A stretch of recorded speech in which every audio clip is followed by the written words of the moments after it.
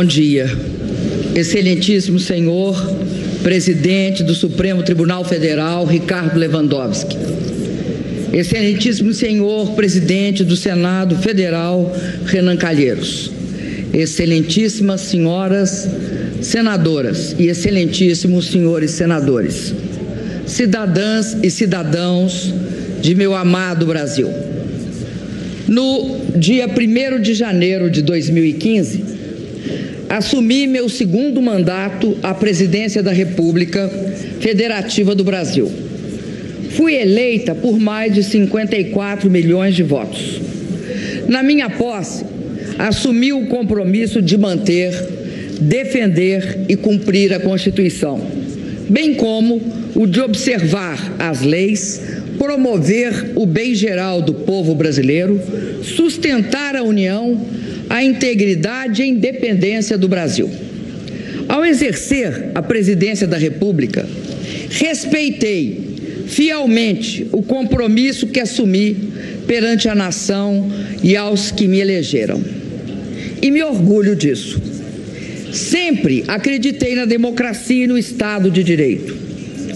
E sempre vi na Constituição de 1988 uma das grandes conquistas do nosso povo. Jamais atentaria contra o que acredito ou praticaria atos contrários aos interesses daqueles que me elegeram. Nesta jornada para me defender do impeachment, me aproximei ainda mais do povo. Tive oportunidade de ouvir seu reconhecimento, de receber seu carinho. Ouvi também críticas duras ao meu governo, a erros que foram cometidos e a medidas e políticas que não foram adotadas. Acolho essas críticas com humildade, até porque, como todos, tenho defeitos e cometo erros. Entre os meus defeitos não está a deslealdade e a covardia. Não traio os compromissos que assumo, os princípios que defendo ou os que lutam ao meu lado. Na luta contra a ditadura, recebi no meu corpo as marcas da tortura. Amarguei por anos o sofrimento da prisão. Vi companheiros e companheiras sendo violentados e até assassinados. Na época, eu era muito jovem. Tinha muito a esperar da vida. Tinha medo da morte, das sequelas da tortura no meu corpo e na minha alma. Mas não cedi. Resisti. Resisti à tempestade de terror que começava a me engolir, na escuridão dos tempos amargos em que o país vivia. Não mudei de lado. Apesar de receber o peso da injustiça nos meus ombros, continuei lutando pela democracia. Dediquei todos esses anos da minha vida à luta por uma sociedade sem ódios e intolerância. Lutei por uma sociedade livre de preconceitos e de discriminações. Lutei por uma sociedade onde não houvesse miséria ou excluídos. Lutei por um Brasil soberano, mais igual e onde houvesse justiça. Disso tenho orgulho. Quem acredita, luta. Aos quase 70 anos de idade, não seria agora, após ser mãe e avó, que abdicaria dos princípios que sempre me guiaram. Exercendo a presidência da República, tenho honrado o compromisso com o meu país, com a democracia, com o Estado de Direito. Tenho sido intransigente na defesa da honestidade na gestão da coisa pública. Por isso, diante das acusações que contra mim são dirigidas neste processo, não posso deixar de sentir na boca novamente o gosto áspero e amargo da injustiça e do arbítrio. E por isso, como no passado, resisto. Não esperem de mim o obsequioso silêncio dos covardes. No passado, com as armas e hoje com a retórica jurídica, pretendem novamente atentar contra a democracia e o Estado de Direito. Se alguns rasgam o seu passado e negociam as benesses do presente, que respondam perante a sua consciência e perante a história pelos atos que praticam. A mim, cabe lamentar pelo que foram e pelo que se tornaram. E resistir sempre. Resistir para acordar as consciências ainda adormecidas, para que juntos finquemos o pé no terreno que está do lado certo da história, mesmo que o chão trema e ameace de novo nos engolir. Não luto pelo meu mandato, por vaidade ou por apego ao poder, como é próprio dos que não têm caráter, princípios ou utopias a conquistar. Luto pela democracia, pela verdade e pela justiça. Luto pelo povo do meu país, pelo seu bem-estar. Muitos hoje me perguntam: de onde vem a minha energia para prosseguir? Vem do que acredito. Posso olhar para trás e ver tudo o que fizemos, olhar para frente e ver tudo o que ainda precisamos e podemos fazer. O mais importante é que posso olhar para mim mesma e ver a face de alguém que, mesmo marcada pelo tempo, tem forças para defender suas ideias e seus direitos. Sei que em breve, e mais uma vez na vida, serei julgada. E é por ter a minha consciência absolutamente tranquila em relação ao que eu fiz no exercício da presidência da República, que venho pessoalmente à presença dos que me julgarão. Venho para olhar diretamente nos olhos de vossas excelências e dizer com a serenidade dos que nada têm a esconder que não cometi nenhum crime de responsabilidade. Não cometi os crimes dos quais sou acusada, injusta e arbitrariamente. Hoje, o Brasil, o mundo e a história nos observam e aguardam o desfecho desse processo de impeachment.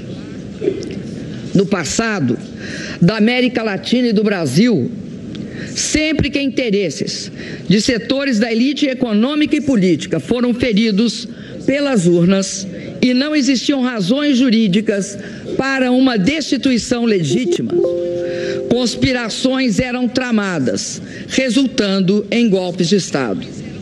O presidente Getúlio Vargas, que nos legou a CLT e a defesa do patrimônio nacional, sofreu uma implacável perseguição, a hedionda trama orquestrada pela chamada República do Galeão, que o levou ao suicídio.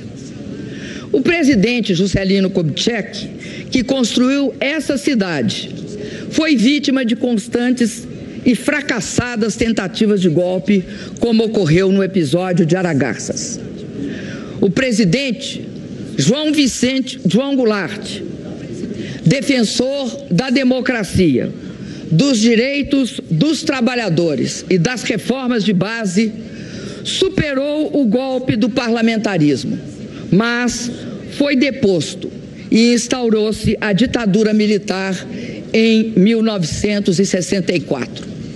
Durante 20 anos, vivemos o silêncio imposto pelo arbítrio e a democracia foi varrida de nosso país.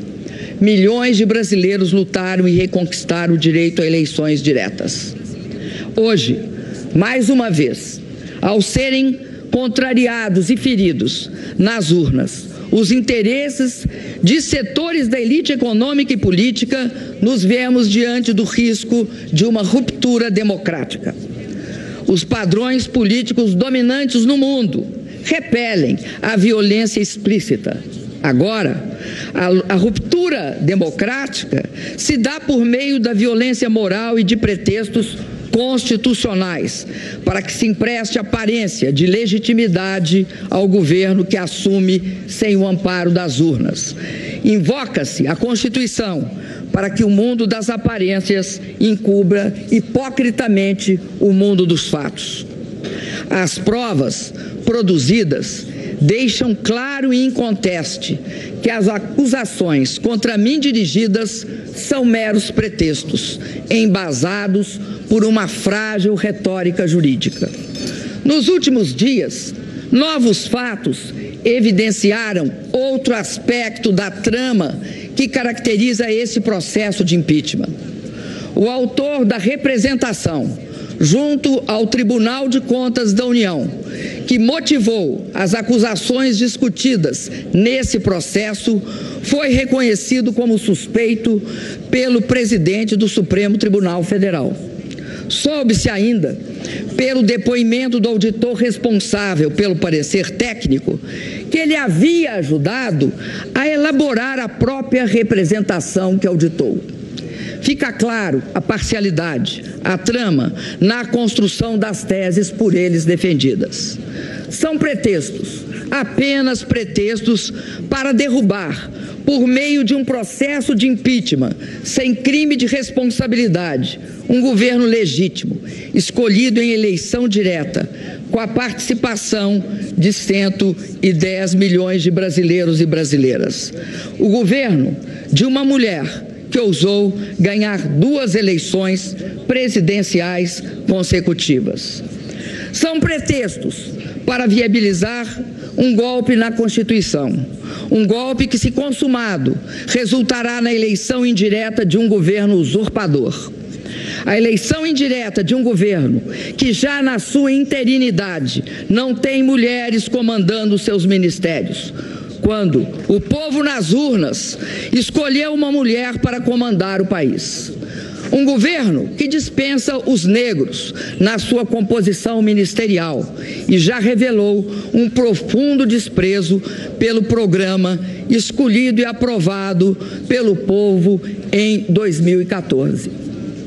Fui eleita presidenta por 54 milhões e meio de votos, para cumprir um programa cuja síntese está gravada nas palavras: nenhum direito a menos.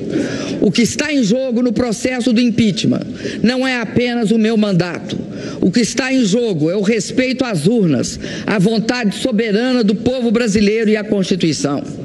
O que está em jogo são as conquistas dos últimos 13 anos, os ganhos da população, das pessoas mais pobres e da classe média, a proteção às crianças, os jovens chegando às universidades e às escolas técnicas, a valorização do salário mínimo, os médicos atendendo a população, a realização do sonho da casa própria. O que está em jogo é um investimento em obras para garantir a convivência com a seca no semiárido. É a conclusão do sonhado e esperado projeto de integração do São Francisco. O que está em jogo é também a grande descoberta do Brasil, o pré-sal. O que está em jogo é a inserção soberana de nosso país no cenário internacional, pautada pela ética e pela busca de interesses comuns. O que está em jogo é a autoestima dos brasileiros e brasileiras, que resistiram aos ataques dos pessimistas de plantão, à capacidade do país de realizar com sucesso a Copa do Mundo e as Olimpíadas e as Paralimpíadas.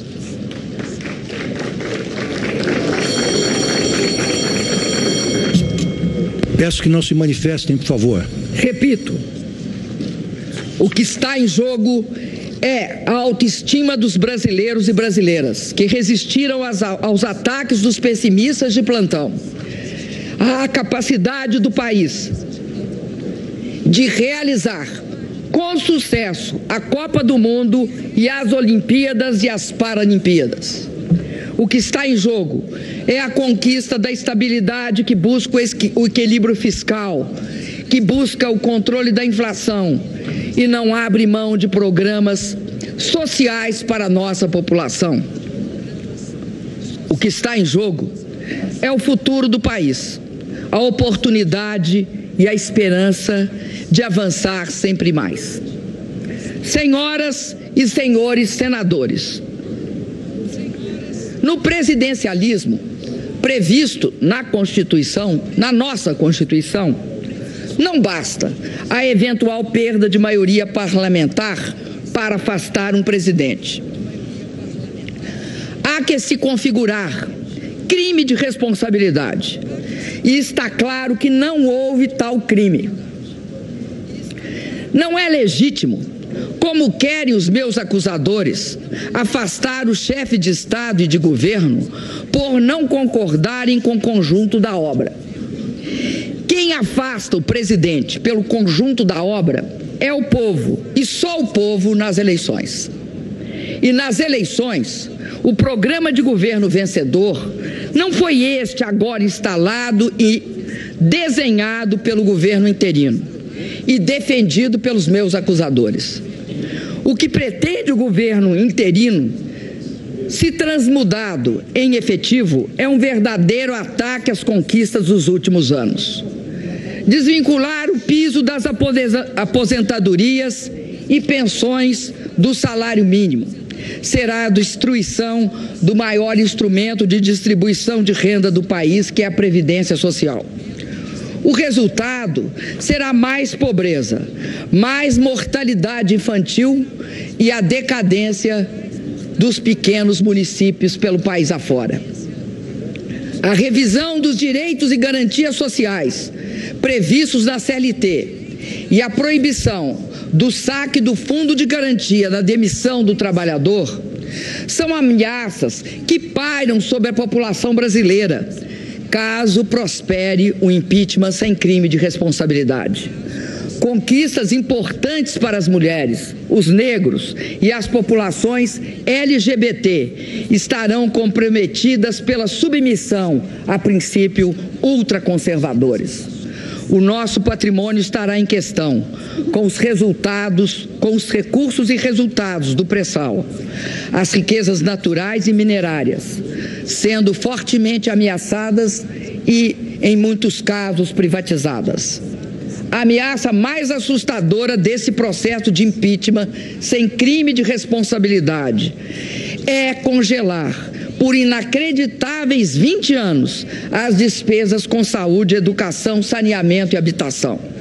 É impedir que, por 20 anos, mais crianças e jovens tenham acesso às escolas, que por 20 anos as pessoas possam ter melhor atendimento à saúde, que por 20 anos as famílias possam sonhar com a casa própria.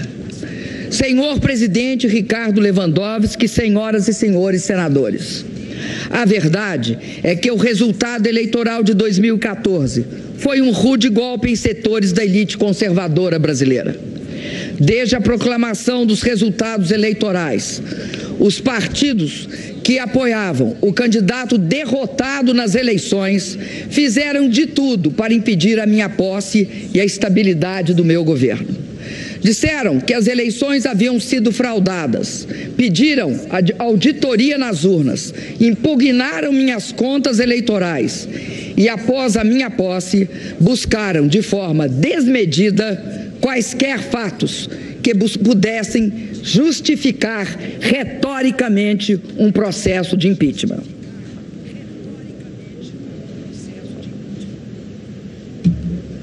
Como é próprio das elites conservadoras e autoritárias, não viam na vontade do povo o elemento legitimador de um governo. Queriam o poder a qualquer preço. Tudo fizeram para destabilizar a mim e ao meu governo. Só é possível compreender a gravidade da crise que assola o Brasil desde 2015, levando-se em consideração a instabilidade política aguda que, desde a minha eleição, tem caracterizado o ambiente em que ocorrem o investimento e a produção de bens e serviços. Não se procurou discutir e aprovar uma melhor proposta para o país.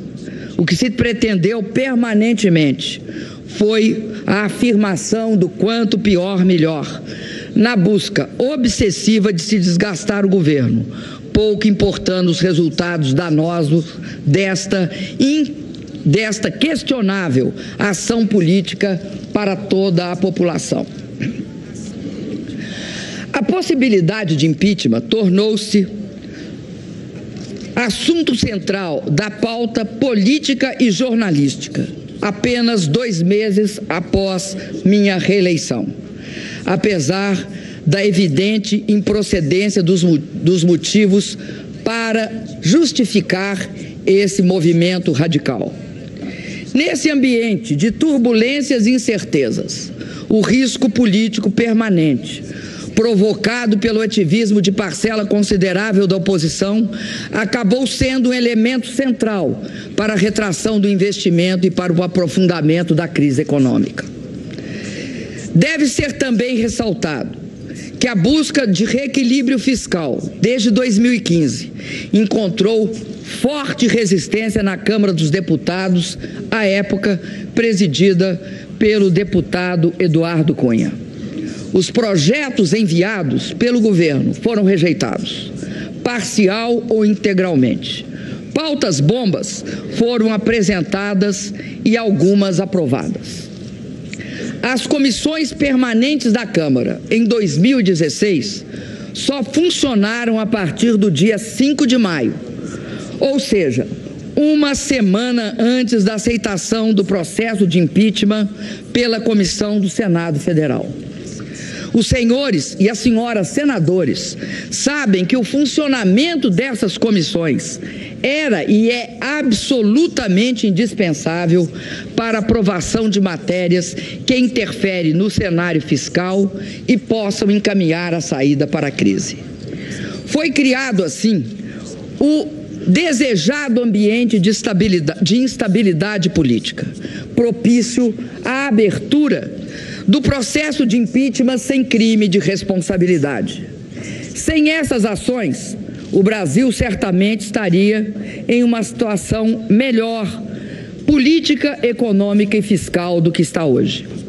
Muitos articularam e votaram contra propostas que durante toda a vida defenderam, sem pensar nas consequências que seus gestos trariam para o país e para o povo brasileiro. Queriam aproveitar a crise econômica, porque sabiam que assim que meu governo viesse a superá-la, sua aspiração de acesso ao poder haveria de ficar sepultada por mais um longo período. Mas, a bem da verdade, as forças oposicionistas somente conseguiram levar adiante o seu intento quando outra poderosa força política a eles se agregou. A força política dos que queriam evitar a continuidade da sangria de setores da classe política, motivada pelas investigações sobre a corrupção e o desvio do dinheiro público. É notório que durante o meu governo e o do presidente Lula foram dadas todas as condições para que as investigações fossem realizadas. Propusemos importantes leis que dotaram os órgãos competentes de condições para investigar e punir os culpados. Assegurei a autonomia do Ministério Público. Não permiti qualquer interferência política na atuação da Polícia Federal. Contrariei interesses. Por isso, paguei e pago um elevado preço pessoal pela postura que tive. Arquitetaram a minha destituição, independentemente da existência de quaisquer fatos que pudessem justificá-la perante a nossa Constituição. Encontraram, na pessoa do ex-presidente da Câmara dos Deputados, Eduardo Cunha, o vértice da sua aliança golpista. Articularam e viabilizaram a perda da maioria parlamentar do governo. Situações foram criadas com o apoio escancarado de setores da mídia para construir o clima político necessário para a desconstituição do resultado eleitoral de 2014. Todos sabem que este processo de impeachment foi aberto por uma chantagem explícita do ex-presidente da Câmara, Eduardo Cunha, como chegou a reconhecer em declarações à imprensa um dos próprios denunciantes.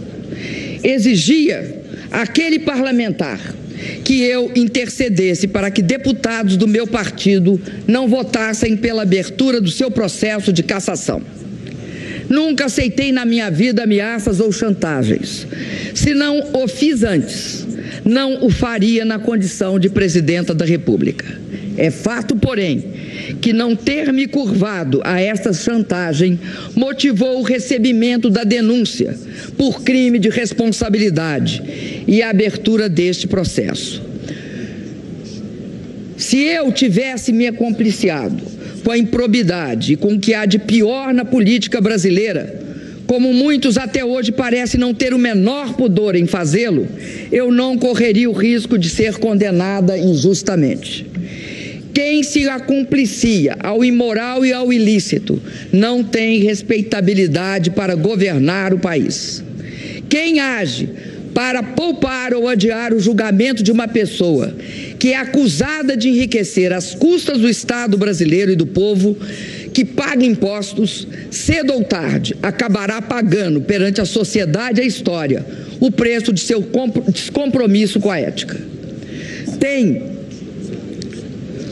e todos sabem, muito orgulho. Todos sabem que não enriqueci no exercício de cargos públicos, que não desviei de dinheiro público em meu governo, em benefício próprio, nem de meus familiares, e que não possuo contas ou imóveis no exterior.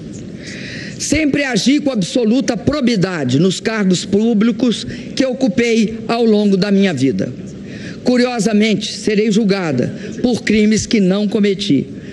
Antes do julgamento do ex-presidente da Câmara, acusado de ter praticado gravíssimos atos ilícitos e que liderou as tramas e os ardis que alavancaram as ações voltadas à minha destituição. Ironia da história? Não, de forma nenhuma. Trata-se de uma ação deliberada que conta com o silêncio cúmplice de setores da grande mídia brasileira. Viola-se a democracia e pune-se uma inocente. Este é o pano de fundo que marca o julgamento que será realizado pela vontade dos que lançam contra mim pretextos acusatórios infundados. Estamos a um passo da consumação de uma grave ruptura institucional. Estamos a um passo da concretização de um verdadeiro golpe de Estado. Senhoras e senhores senadores, vamos aos autos deste processo. Do que sou acusada? Quais foram os atentados à Constituição que cometi? Quais foram os crimes hediondos que pratiquei? A primeira acusação refere-se à edição de 3 decretos de crédito suplementar sem autorização legislativa. Ao longo de todo o processo, mostramos que a edição desses decretos seguiu todas as regras legais. Respeitamos a previsão contida na Constituição, a meta definida na LDO e as autorizações estabelecidas no artigo 4º da Lei Orçamentária de 2015, aprovadas pelo Congresso Nacional. Todas essas previsões legais foram respeitadas em relação aos 3 decretos. Eles apenas ofereceram alternativas para a alocação dos mesmos limites de empenho e financeiro estabelecidos pelo decreto de contingenciamento, que não foram alterados. Repito, pelos decretos de contingenciamento que não foram alterados. Por isso, não afetaram em nada a meta fiscal. Ademais, em 2014, por iniciativa do próprio Executivo, o Congresso aprovou a inclusão na LDO da obrigatoriedade que qualquer crédito aberto deve ter sua execução subordinada ao decreto de descontingenciamento editado segundo as normas estabelecidas pela Lei Complementar de Responsabilidade Fiscal. E isso foi precisamente respeitado. Não sei se por incompreensão ou por estratégia, as acusações feitas nesse processo buscam atribuir a esses decretos nossos problemas fiscais. Ignoram ou escondem que os resultados fiscais negativos são consequência da desaceleração econômica e não a sua causa.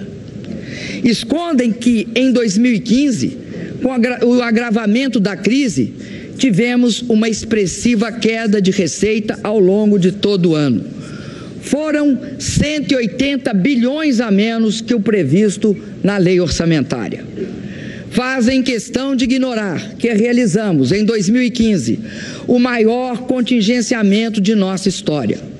Cobram que, quando enviei ao Congresso, em julho de 2015, o pedido de autorização para reduzir a meta fiscal, deveria ter imediatamente realizado um novo contingenciamento. Não o fiz porque segui o procedimento que não foi questionado pelo Tribunal de Contas da União ou pelo Congresso Nacional na análise das contas de 2009.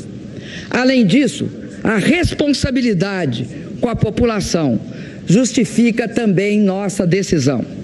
Se aplicássemos em julho o contingenciamento proposto pelos nossos acusadores, cortaríamos 96% do total de recursos disponíveis para a despesa da União. Isto representa um corte radical em todas as dotações orçamentárias dos órgãos federais. Ministérios seriam paralisados, universidades fechariam suas portas, o Mais Médico seria interrompido, a compra de medicamentos seria prejudicada, as agências reguladoras deixariam de funcionar. Na verdade, o ano de 2015 teria, para todos os efeitos fiscais, acabado em julho. Volto a dizer, ao editar esses decretos de crédito suplementar, agi em conformidade plena com a legislação vigente. Em nenhum desses atos, o Congresso Nacional foi desrespeitado. Aliás, este foi o comportamento que adotei em meus 2 mandatos. Somente depois que assinei esses decretos é que o Tribunal de Contas da União mudou a posição que sempre teve a respeito da matéria. É importante que a população brasileira seja esclarecida sobre este ponto. Os decretos foram editados em julho e agosto de 2015 e somente em outubro de 2015 o plenário do Tribunal de Contas da União aprovou a nova interpretação. O Tribunal de Contas da União recomendou a aprovação das contas de todos os presidentes que editaram idênticos decretos, atos iguais ao que eu editei. Nunca levantaram qualquer problema técnico ou apresentaram interpretação que passaram a ter depois que assinei estes atos. Querem me condenar por ter assinado decretos que atendiam às demandas da população, às demandas de diversos órgãos, inclusive do próprio Poder Judiciário, com base no mesmo procedimento adotado desde a entrada em vigor da Lei de Responsabilidade Fiscal em 2001? Por ter assinado decretos que, somados, não implicaram, como provado nos autos, em nenhum centavo de gastos a mais para prejudicar a meta fiscal? A segunda denúncia dirigida contra mim neste processo também é injusta e frágil. Afirma-se que o alegado atraso nos pagamentos das subvenções econômicas devidas ao Banco do Brasil no âmbito da execução do Programa de Crédito Rural, Plano Safra, para agricultura comercial e para agricultura familiar equivale a uma operação de crédito, o que estaria vedado pela Lei de Responsabilidade Fiscal. Como minha defesa e várias testemunhas já relataram, a execução do Plano Safra é regida por uma lei de 1992, que atribui ao Ministério da Fazenda a competência de sua normatização, inclusive em relação à própria atuação do Banco do Brasil. A Presidenta da República não pratica nenhum ato em relação à execução do Plano Safra. Parece óbvio, além de juridicamente justo que eu não seja acusada por um ato inexistente. A controvérsia quanto à existência de operações de crédito surgiu novamente de uma interpretação do TCU, cuja decisão definitiva foi emitida em dezembro de 2015. Novamente, é uma tentativa de dizer que cometi um crime antes da definição da tese de que haveria um crime. Uma tese que nunca havia surgido antes e que, como todas as senhoras e senhores senadores souberam em dias recentes, foi urdida especialmente para esta ocasião. Lembro ainda a decisão recente do Ministério Público Federal, que arquivou um inquérito exatamente sobre essa questão. Afirmou não caber falar em ofensa à lei de responsabilidade fiscal, porque eventuais atrasos de pagamento em contratos de prestação de serviço entre a União e instituições financeiras públicas não são operações de crédito. Insisto, senhoras senadoras e senhores senadores, não sou eu, nem tampouco minha defesa, que fazemos estas alegações. É o Ministério Público Federal que se recusou a dar sequência ao processo pela inexistência de crime. Sobre a mudança de interpretação do TCU, lembro que ainda antes da decisão final, agi de forma preventiva. Solicitei ao Congresso a autorização para pagamento dos passivos e defini em decreto prazos de pagamento para as subvenções devidas. Em dezembro de 2015, após a decisão definitiva do TCU e com autorização do Congresso, saldamos todos os débitos existentes.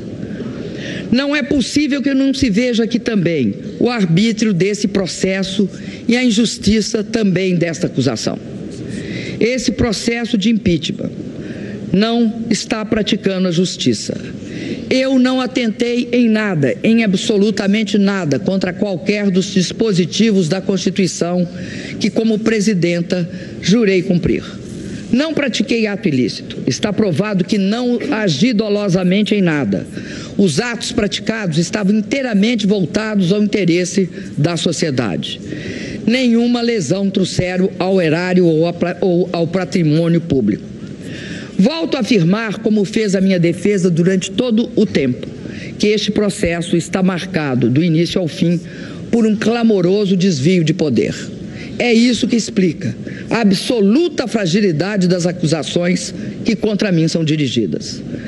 Tem-se afirmado que esse processo de impeachment seria legítimo, porque os ritos e os prazos teriam sido respeitados. No entanto, para que seja feita justiça e a democracia se imponha, a forma só não basta. É necessário que o conteúdo de uma sentença também seja justo. E, no caso, jamais haverá justiça na minha condenação. Ouso dizer que, em vários momentos, esse processo se desviou clamorosamente daquilo que a Constituição e os juristas denominam o devido processo legal. Não há respeito ao devido processo legal quando a opinião condenatória de grande parte dos julgadores é divulgada e registrada pela grande imprensa antes do exercício final do direito de defesa. Não há respeito ao devido processo legal quando os julgadores afirmam que a condenação não passa de uma questão de tempo, porque votarão contra mim de qualquer jeito. Nesse caso, o direito de defesa será exercido apenas formalmente, mas não será apreciado substantivamente nos seus argumentos e nas suas provas. A forma existirá apenas para dar aparência de legitimidade ao que é ilegítimo por essência. Senhoras e senhores senadores, nesses meses, me perguntaram inúmeras vezes por que eu não renunciava, para encurtar este capítulo tão difícil da minha vida. Jamais o faria, porque tenho compromisso inarredável com o Estado democrático de direito. Jamais o faria porque nunca renuncio à luta. Confesso a vossas excelências, no entanto, que a traição, as agressões verbais e a violência do preconceito me assombraram. e em alguns momentos muito me magoaram, mas foram sempre superadas, em muito, pela solidariedade, pelo apoio e pela disposição de luta de milhões de brasileiras e brasileiros pelo país afora. Por meio de manifestações de rua, reuniões, seminários, livros, shows, mobilizações na internet, nosso povo esbanjou criatividade e disposição para a luta contra o golpe. As mulheres brasileiras têm sido, neste período, um esteio fundamental para minha resistência. Me cobriram de flores e me protegeram com sua solidariedade. Parceiras incansáveis de uma batalha em que a misoginia e o preconceito mostraram suas garras. As brasileiras expressaram nesse combate pela democracia e pelos direitos sua força e resiliência. Bravas mulheres brasileiras que tenho a honra e o dever de representar como primeira mulher presidenta da República. Chego à última etapa desse processo, comprometida com a realização de uma demanda da maioria dos brasileiros: convocá-los a decidir nas urnas sobre o futuro de nosso país. Diálogo, participação e voto direto e livre são as melhores armas que temos para preservar a democracia. Confio que as senhoras senadoras e os senhores senadores farão justiça. Tenho a consciência tranquila. Não pratiquei nenhum crime de responsabilidade. As acusações dirigidas contra mim são injustas e descabidas. Cassar em definitivo meu mandato é como me submeter a uma pena de morte política. Esse é o segundo julgamento a que sou submetida em que a democracia tem assento junto comigo no banco dos réus. Na primeira vez, fui condenada por um tribunal de exceção. Daquela época, além das marcas dolorosas da tortura, ficou o registro em uma foto da minha presença diante dos meus algozes, no momento em que eu os olhava, de cabeça erguida, enquanto eles escondiam os rostos com medo de serem reconhecidos e julgados pela história. Hoje, 4 décadas depois, não há prisão ilegal. Não há tortura.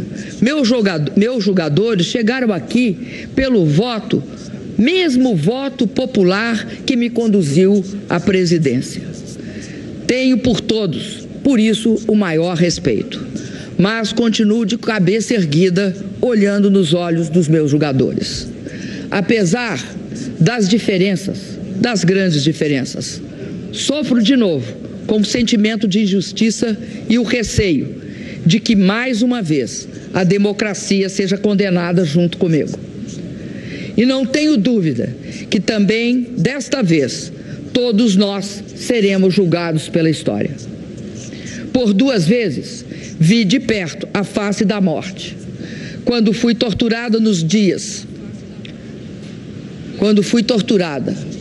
por dias seguidos, submetida a sevícias que nos faziam duvidar da humanidade e do próprio sentido da vida. E quando uma doença grave e extremamente dolorosa poderia ter abreviado a minha existência. Hoje, eu só temo a morte da democracia, pela qual muitos de nós, aqui neste plenário, lutamos com o melhor dos nossos esforços. Reitero, respeito os meus julgadores. Não nutro rancor por aqueles que votarão pela minha destituição. Respeito e tenho muito apreço por aqueles que têm lutado bravamente pela minha absolvição, aos quais serei eternamente grata. Neste momento, quero me dirigir aos senadores, que mesmo sendo de oposição a mim e ao meu governo, estão indecisos. Lembrem-se que no regime presidencialista e sob a égide da nossa Constituição, uma condenação política exige obrigatoriamente a ocorrência de um crime de responsabilidade, cometido dolosamente e comprovado de forma cabal. Lembrem-se do terrível precedente que a decisão pode abrir para outros presidentes que virão, governadores e prefeitos, atuais e futuros. Condenar sem provas substantivas, condenar um inocente. É esse o precedente. Faço um apelo final a todos os senadores. Não aceitem um golpe que, em vez de solucionar, agravará a crise brasileira. Peço que façam justiça a uma presidente honesta, que jamais cometeu qualquer ato ilegal na vida pessoal ou nas funções públicas que exerceu. Votem sem ressentimento. O que cada senador sente por mim e o que nós sentimos uns pelos outros importa menos, neste momento, do que aquilo que todos nós sentimos pelo país e pelo povo brasileiro. Peço, votem contra o impeachment, votem pela democracia. Muito obrigada.